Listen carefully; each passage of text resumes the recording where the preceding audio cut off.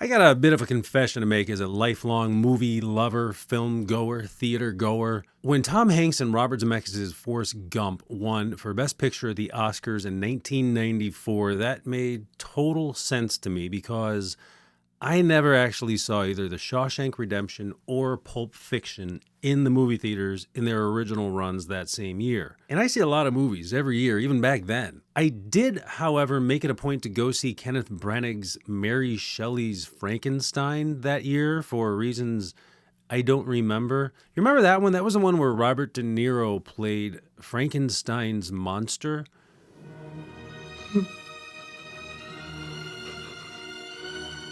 And it's not that it just doesn't make sense that Forrest Gump won Best Picture in 1994. I mean, it is an incredible achievement in filmmaking and should be recognized. But having seen Shawshank and Pulp Fiction since, Best Pick for Forrest Gump is debatable at best. But at the time, I was Team Gump. I'm not a smart man. Well, it's now 2024, 30 years after Gump, and here we are again, back with many of the same key players from the Gump production. We've got Tom Hanks, we got Robin Wright, we got Robert Zemeckis, we got a killer piano-centric 90s era musical score from Alan Silvestri, we got a crap load of wonky CGI, and while there is a lot that I like about here, I will not be confusing this Robert Zemeckis-Tom Hanks team-up with Best Picture this year. Here is adapted from a 2014 graphic novel of the same name by a guy named Richard McGuire, and according to the website, it is an original film about multiple families in a special place that they inhabit. The gimmick here is that the entire film is told from the perspective of a single stationary camera that's plopped down on one little spot of land and spans eons of time. And I call it a gimmick because that's what it is. I'm not saying it's a good or a bad thing. It's just that's how this one's going to be remembered. It makes me think of other gimmick movies like Hardcore Henry, that Charlton Copley movie that's told entirely in first-person perspective, or that Ryan Reynolds movie, Buried, which is told entirely like inside the coffin, inside which he's, buried. The main bulk of the story revolves around 3 generations of one family, the Youngs. The oldest generation is played by Paul Bettany and Mary Riley, who buy the house that this family lives in post-World War II. They have several kids, one of whom is played by Tom Hanks, who grows up and marries the Robin Wright character, and they end up living in the house with the parents for a long time. And then they have a kid named Vanessa. I'm not going to lie, keeping track of this kind of felt like a homework assignment for a little bit. There was a lot of, who's Rose? Is that her mom? No, that's his mom. Vanessa. No, that's the daughter. Okay. It's kind of like if Hollywood made an Ancestry.com movie. Hollywood?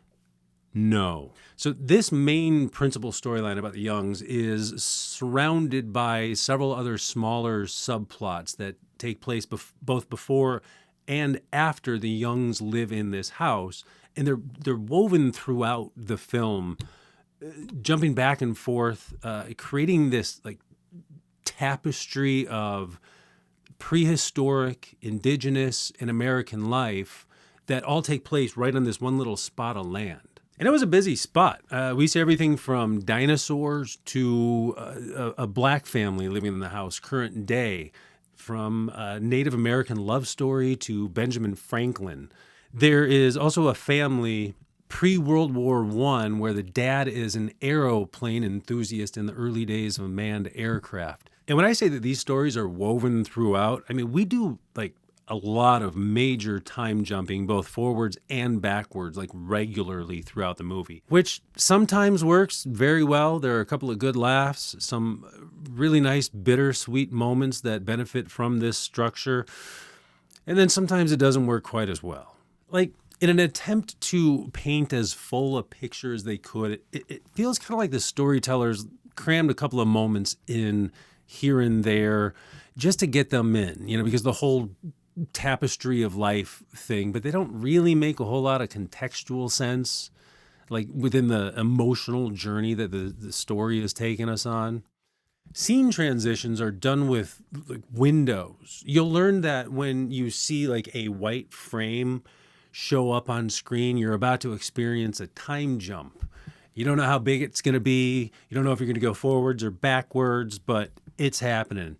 And sometimes this flows really well because of the emotional journey the story is taking you on, and sometimes it doesn't. And because of this stationary camera, a lot of the performances feel very stagey. They feel unnatural. The line deliveries are unnatural. There's at least one or two monologues that take place like right in front of the camera. It feels like that moment in a play where the actor is right at the edge of the stage and they got the spotlight. And it's like obvious, okay, pay attention to what this guy is saying right now because this is the emotional heavy stuff here. So, and speaking of feeling unnatural, did I mention that much of this movie takes place in the uncanny valley? Yeah, the de-aged actors look plasticky and unreal, especially since there are times in the movie where it's like you're looking at the real actor, like in their natural state, and it's like, oh, that's what Tom Hanks looks like. But when he's supposed to be 17 years old... I'd like you to meet Margaret. Nice to meet you, Margaret. Nice to meet you, Mr. Young. This is one of those movies where it can be kind of hard to see the movie underneath all the style. It can be hard to see like what the heart of the story is supposed to be. There is a main conflict. Robin Wright's character, Margaret, wants to move out of the house that she's living in with her husband and her in-laws, which is understandable because who the heck wants to live with their in-laws for the rest of their lives? But Richard, for some reason, has trouble leaving his childhood home. So it's kind of a small story. The stakes aren't super high. Margaret wants to move out of her in-laws' house. It's not like there's an asteroid heading towards the Earth. Well, ask the dinosaurs about that. But I don't know, there's enough sincerity, intimacy, familiarity with this family's story that I think it does touch something deep and recognizable for many people, I would think, in the audience. It did for me. The storyline that I like the most in this one was is the one that takes place in the 1930s where a guy and his pinup model wife are living in the house while he invents the reclining chair. It was funny. They were both very entertaining.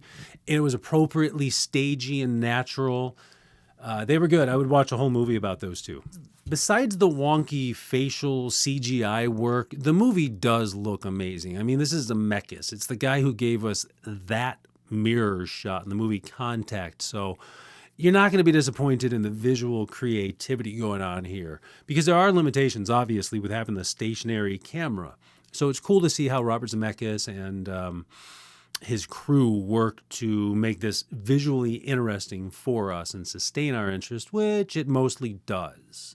I did like here overall, and I do feel like it is worthy of discussion, if for no other reason beyond the gimmick than because there is so much to offer here about the cycle of families. You'll undoubtedly recognize more than one of these characters as something close to, at least, somebody that you know or have known in your life quite well. And many of the situations are very familiar as well. There are so many unique but universal moments of life represented here. You know, the big ones and the small ones, the good days and the bad days, the chaotic and the quiet, the happy and the heartbreaking, and the bittersweet. So ultimately here did give me some of the feels that I look for in movies like this. Performance-wise, I gotta say, I think Paul Bettany and Mary Riley fared the best here, striking the most appropriate balance between stagey and cinematic. It's like they understood the assignment.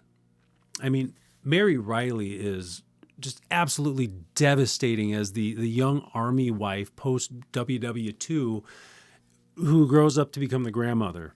And man, Paul Bettany, he is so good in this. He's the one really pulling the most weight here emotionally, speaking as the shell-shocked war veteran struggling with PTSD, with God, with his own weaknesses. He's one of those dads and then grandpas who could be like a real dick, but he was never actually like physically abusive.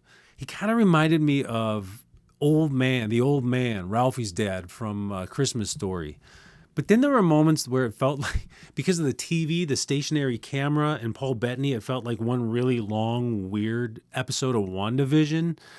It's like, man, Vision's having a really tough timeline here. Would I recommend watching here? Eventually, you might rent it. I mean, yes, go see it in the movie theater. See everything in the movie theater. Everything is better on the big screen. We got to support movies in the theater. But let's say you don't.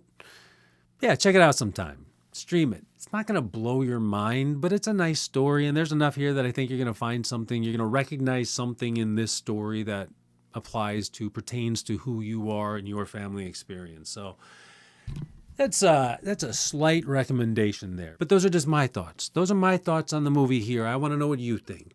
Have you seen it? Are you going to see it? Are you going to skip it? Let me know in the comments. As always, if you liked what you saw, hit like, subscribe, algorithm. See you in the next one.